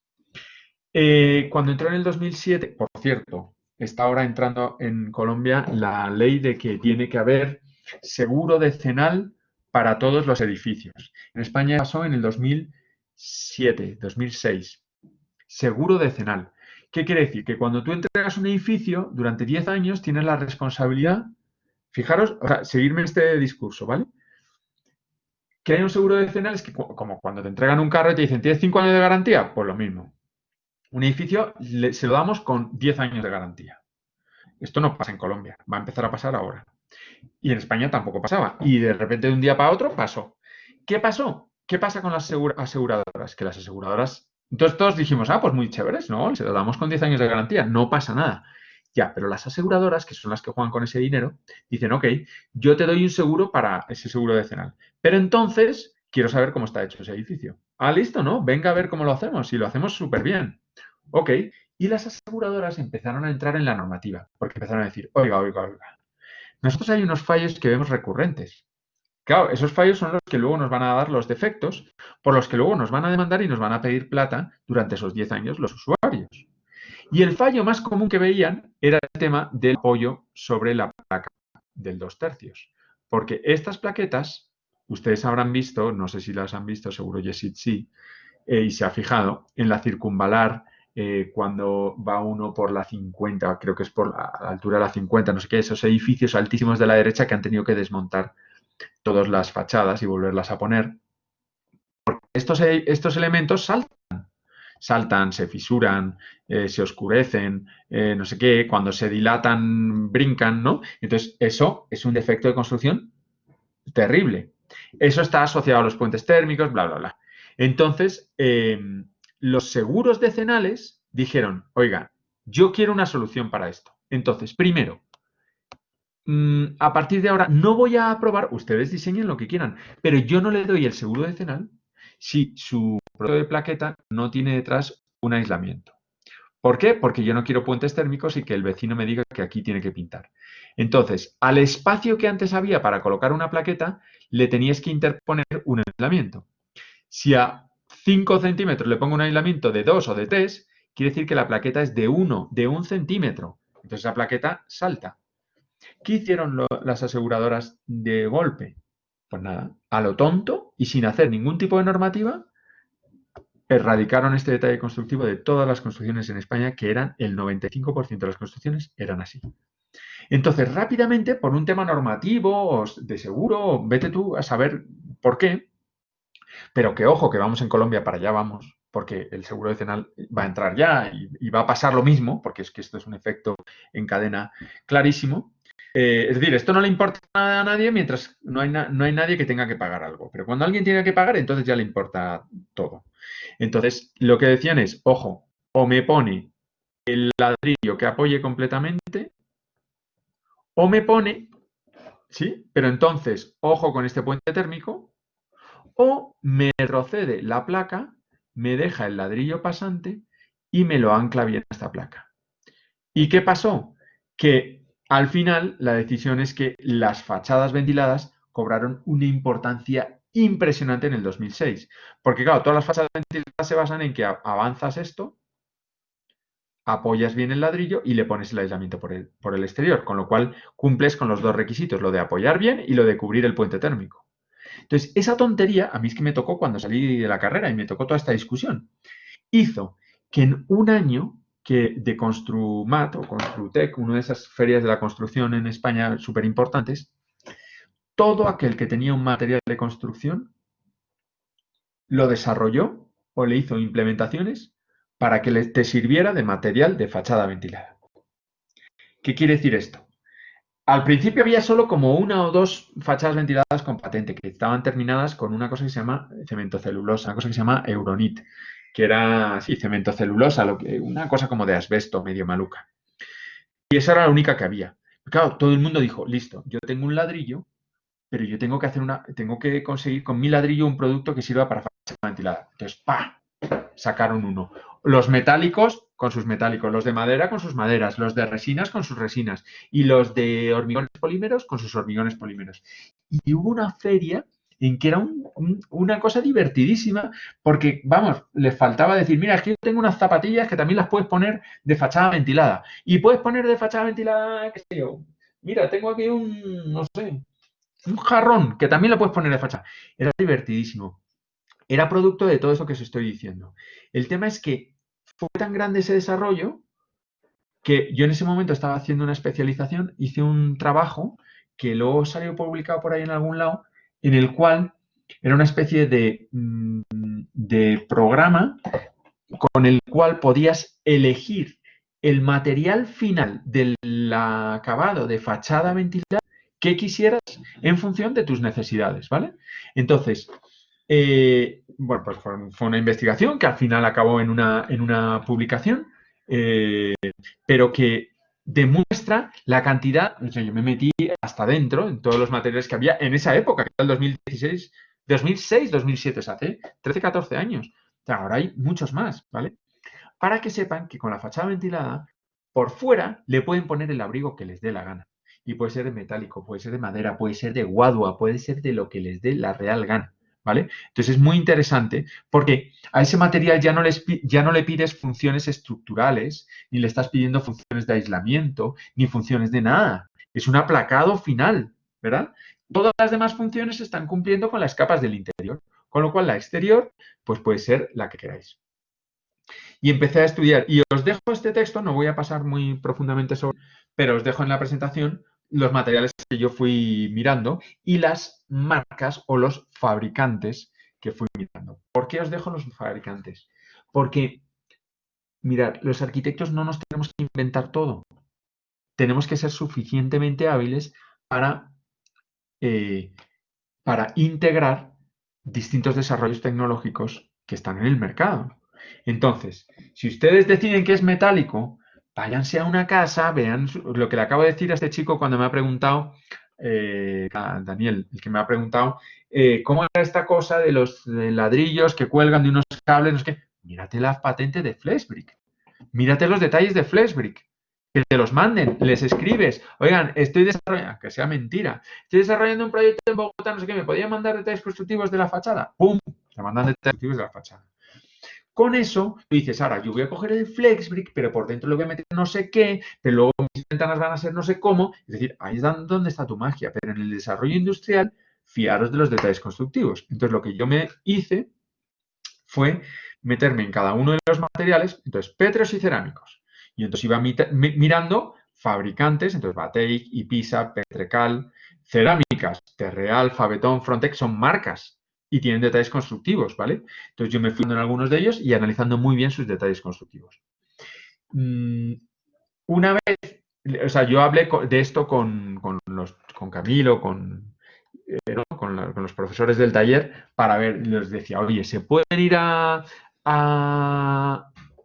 sistemas constructivos y a catálogos constructivos que estén en el extranjero? Y decidimos que sí, ¿vale? Porque si bien hay que importarlo y es un poco más caro, el camino que está habiendo de transferencia de tecnología desde allá para acá es continuo y dentro de 3 días todos esos productos van a estar aquí. Entonces, si veis cualquier producto de fachada ventilada o de lo que sea, de Fabetón, y queréis meter unos detalles de Fabetón, pues los metéis, los pensáis cómo son y los integráis dentro de vuestro proyecto, ¿vale? Entonces, en pétreos y cerámicos teníamos todos estos.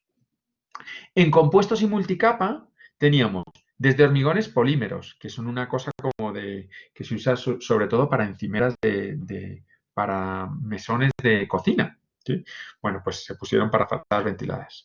Lo que os decía, que todo el mundo sacó algo. El cemento celulosa, ojo, Euronit Naturbex, que está muy bien, pero ojo, que no tengan asbesto. Luego, los hay con y sin asbesto, ¿vale? Entonces, ojo con eso. La madera con resinas, que es el típico Trespa o Viroc o Betonit o Prodema, que hay muchísimos que ustedes los habrán visto, son los típicos que se usan mucho para separadores de baños, que son unas láminas muy finitas, que son como que tienen el canto como negro y lo que tienen son resinas pero con maderas, ¿vale? O las resinas fenólicas. Es interesante que se metan en este mundo de los materiales. Bueno, materiales metálicos mono o multicapa. Y tenemos pues los aluminios, el típico es el Alucobond, que es un material, a ver qué hay aquí de Alucobond. No sé si se acuerdan de saliendo por el B desde, o sea, de los Andes, ¿no? Estoy bajando el Bobo y salgo, pum, salgo a la calle y salgo ahí, que es la Pola, ¿no? Bueno, pues ahí a la derecha hay unas cosas, una especie de estructuras como un poco raras que tienen unas formas curvas, no sé si se acuerdan, estas son metálicas, son de Alucobond. Bueno, metálicos multicapa, metálicos multicapa aislantes y ahí iban muchos productos. Como tienen un montón de nombres, pues ustedes pueden chismosear. Oye, pues yo quería hacer una metálica. Pues empiezan a entrar en estas marcas y empiezan a ver qué detalles tienen, ¿vale? Bueno, ¿qué otros tipos de paneles nos pueden servir? Pues puede haber combinaciones, puede haber cerámicos y fotovoltaicos, puedo hacer tableros fenólicos, que son unos que son unas láminas muy satinadas, muy bonitas, ¿no? Puedo hacer como cementos composite, en fin. Y yo fui estudiando, y esto sí os lo dejo para que lo miréis, muy pormenorizadamente las características técnicas de cada uno de ellos. No es tan importante, o sea, esto ya es una cosa como de maestría muy profunda, sino más bien que vosotros asumáis como el material que creéis que es más expresivo para lo que queréis hacer. Entonces, una fachada de cerámica tipo Fabetón, ¿vale? Que son unas cerámicas ventiladas, Es unas cerámicas fantásticas que te permiten hacer fachadas ventiladas con el mismo ladrillo que se ponía así, pues ahora es extruido en altas temperaturas y es muy finito. Entonces esta fachada ventilada, pues esto es un aplacado que tiene, cada 3 de estos es una placa, ¿sí? Pero luego esta misma placa puede servirte de celosía y no sé qué, o sea, y luego esta celosía se puede poner al contrario y se puede poner así y entonces empieza a aparecer unas lamas así, unas lamas así. Este típico material es el que se ha puesto, por ejemplo, en la cinemateca al lado de la universidad. ¿Vale? Es una cosa, es una evolución de esta. El de la cinemateca es de Hunter Douglas, pero bueno, que también podéis mirar, pero pues os voy dando como datos, ¿vale? Y estos son los detalles donde uno pues te dicen distintos tipos de sistemas y tú eliges el que quieres. Claro, cuanto más complejo, más caro. Pero aquí tiene lo mismo, el muro en el interior, el sistema y cómo se cuelgan estas piezas. Entonces estas piezas, fíjense que esta es la cerámica, es una cerámica muy finita que es así, ¿verdad? Y entonces, ¿qué garantiza eso? Pues que el agua no puede subir. Entonces el detalle para que el agua no entre... La cámara es ventilada porque el aire sí pasa, pero el agua no. Entonces es súper chévere porque no... Es estanca en realidad, ¿vale? Porque tiene una función fundamental en las fachadas, que es el traslapo. Ustedes saben que las fachadas funcionan cuando se traslapan, ¿verdad? Las piezas funcionan cuando... Eso es algo que es fundamental en las fachadas. Pues esta fachada ya lo tiene en el detalle. Hay otros que no. Estos del ladrillo sí lo pueden hacer. Fíjense que aquí ven el detalle. Y entonces pues ahí tienen detalles constructivos. Pero ese mismo fabetón, pues puede ser de celosía, puede servir de elemento ciego, o sea, tiene 1000 posibilidades, ¿no? Puede tener sistemas, aquí la variedad de sistemas, desde aplacados sencillos directos contra una pared hasta que los separo para poder poner el aislamiento en el intermedio, hasta que, y esto es lo que es más complejo, yo no se lo recomiendo poner, o sea, váyanse hacia cosas sencillitas, por favor. Porque claro, esto lo que tiene es unos anclajes que cuanto más complejos, más versatilidad tiene para, sobre todo, tolerancia dimensional. ¿Qué es eso? Eso es que, imagínense que la placa no me ha quedado perfecta. Y entonces hay un trozo de ladrillo que está más para acá y otro trozo de ladrillo que está más para acá. Claro, si yo quiero tener la fachada alineada perfecta, pues necesito un elemento que salga, pero que en un lado salga 5 centímetros y en otro lado salga 4. Entonces eso se consigue con esos agujeros, ¿no? Son elementos complejos en los que tienen unos agujeros que se llaman agujeros colisos, en el que yo puedo poner el tornillo aquí o lo puedo poner aquí, ¿no? Y entonces yo puedo echar la placa esta un poco más para allá o un poco más para allá. Y esas tolerancias, voy regulando las tolerancias arriba, abajo, izquierda, derecha, cuanto más complejas, pues más chévere, pero más caro, ¿vale? Entonces a veces, por eso yo, por ejemplo, en el edificio que yo hice, pues puse anclajes puntuales, que era lo más barato del sistema. Casi todo el precio del sistema está en el anclaje. Con lo cual hay que tener cuidadito con eso. Bueno, puntos singulares, cómo ellos ya tienen resuelto los encuentros para que haya traslapos, haya piezas de esquina, en fin, todo eso está como medio resuelto, ¿vale? Colores y tal, tan feos o tan bonitos como queráis. Modulaciones, con una cierta variedad, es decir, no pueden ser piezas gigantes, pero pues pueden tener una cierta dimensión. Y ya la composición, que es a lo que ustedes van a jugar, puede ser la que ustedes quieran. O una composición en la cual van alternando las juntas, o las juntas van enteras, o marcan más estas y estas se ponen así vertical, mejor dicho. Y todo eso es la modulación, eso es lo que hacemos nosotros, sobre todo como arquitectos. ¿Vale? Luego están los de porcelanosa, que son estos aplacados de grés porcelánico. Es el grés que se ponen en las cocinas. Puesto, claro, pues ¿cómo va a poder poner? Es perfecto para poner, porque tiene mucho, pues es como un aplacado, es de medio centímetro, ¿no? De 5 milímetros, y se pone perfecto, pesa poco, es perfecto para esto. Euronit, este es el cemento celulosa que les decía, que es el que más se ha puesto aquí, digamos, pero que es este material que, claro, tiene cemento celulosa. Entonces, en su propio nombre indica que tiene una cosa que se llama celulosa, que la celulosa es papel. El papel cuando se moja y eso se dilata. Entonces ellos te dicen, no, mire, es que tiene usted que poner, y es que estuve a punto de ponerlo. Y como era de los más aventurados, yo puse mi primera fachada ventilada fue en el 2000. Y entonces en ese momento solo estaban estos de Euronit como certificados. Y me llevaron a ver un edificio. Mira, lo acabamos de terminar y la verdad estaba muy bonito. Pero claro, ¿qué pasaba con ese edificio? Fíjate qué tontería. Que los agujeros que tenía los paneles para meterle estaban aquí en las 4 esquinas. Y esos agujeros, claro, cuando el material trata, si tú no tienes holgura dentro del agujero, se rompe. Así. Tran, tran, tran, tran. Pero claro, como lo acababan de poner, yo no lo veía. Pero es que pasé al cabo de. Yo estaba decidiendo qué material poner y pasaron 6, 7 meses y volví a pasar por ese edificio que me habían llevado y que estaba recién puesto, estaba divino. Cuando pasé estaba todo roto. Entonces entendí lo que le había pasado y cambié y puse la piedra. Me podía haber pegado un tiro en el pie, o sea, eso habría podido ser mi ruina.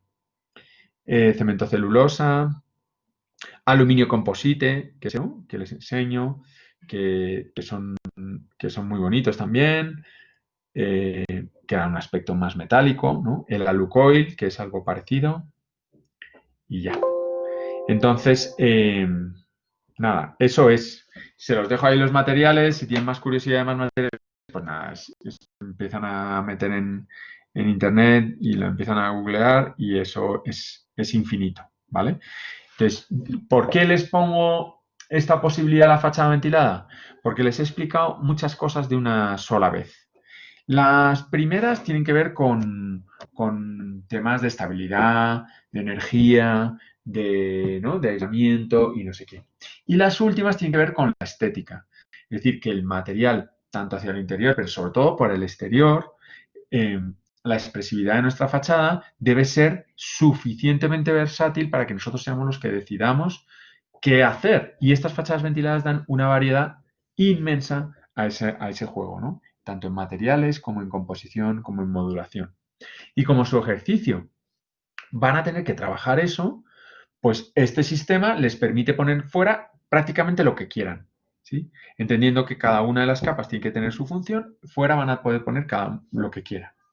Les recomiendo el Prodema, que es madera, en fin, lo que se les ocurra, lo tienen casi, ¿vale?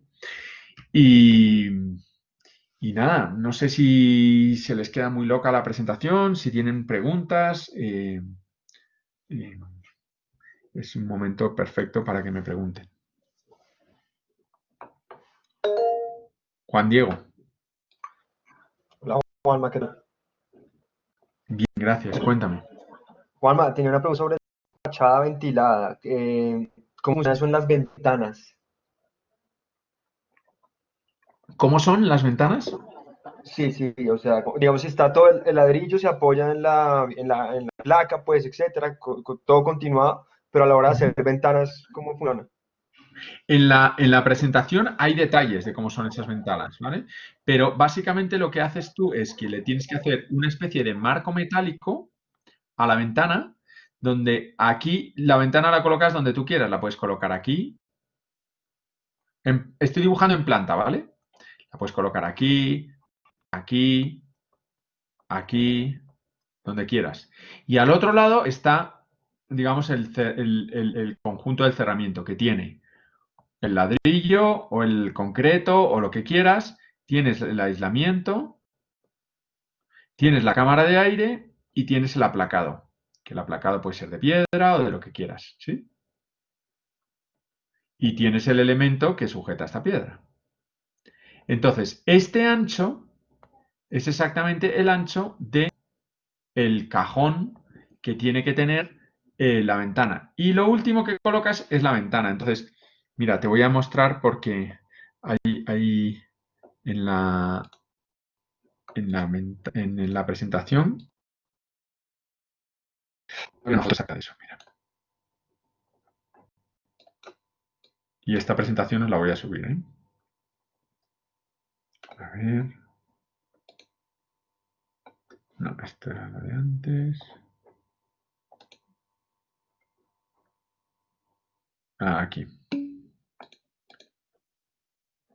Un segundito, termino con esto. Mira, Este es el detalle que te estaba dibujando, en el cual tienes este elemento aquí metálico que ves un poco más regruesado, es el cajón que separa lo que es la ventana de lo que es todo el conjunto de las capas, ¿verdad?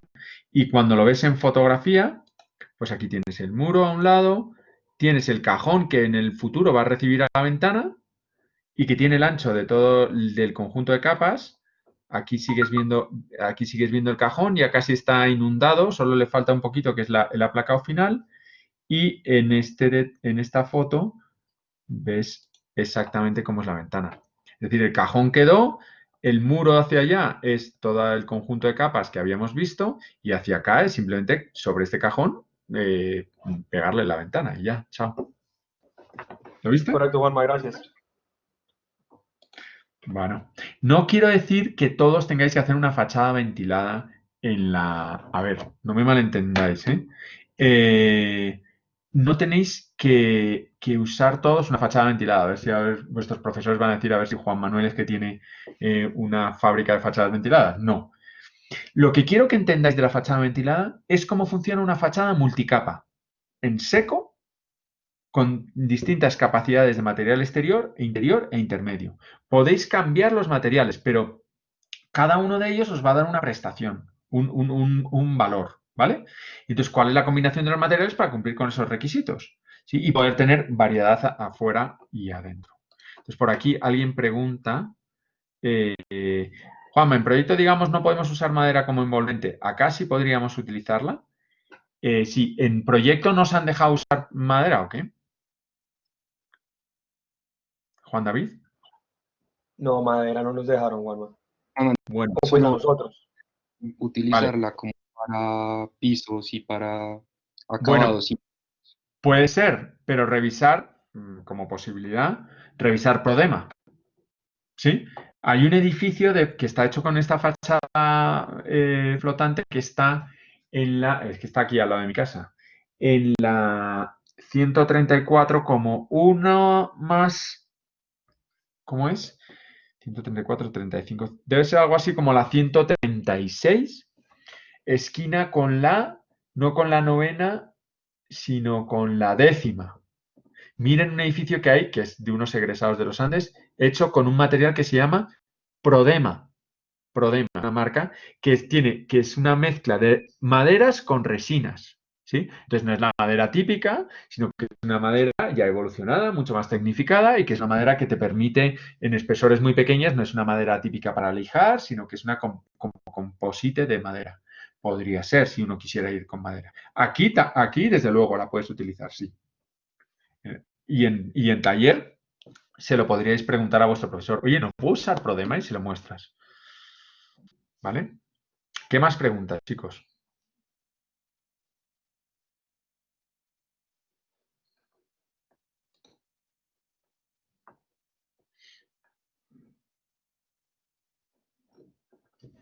¿Os medio claro o medio loco? Ok. A veces me da cosa. Eso de no veros me pone un poco nervioso porque no sé, no sé cómo estáis de si habéis como pillado la cosa o no. Si tenéis cualquier duda, me lo preguntáis. ¿Queréis investigar cualquier material y profundizamos sobre él? Pues yo os doy mi opinión con todo el gusto, ¿vale? Detalles constructivos, de lo que queráis, ¿vale? Nada, yo suelto aquí rollos, pero luego no sé muy bien si los rollos están cayendo en terreno fértil o no. Bueno, chicos, pues nada, voy a dejar de grabar la presentación y nada,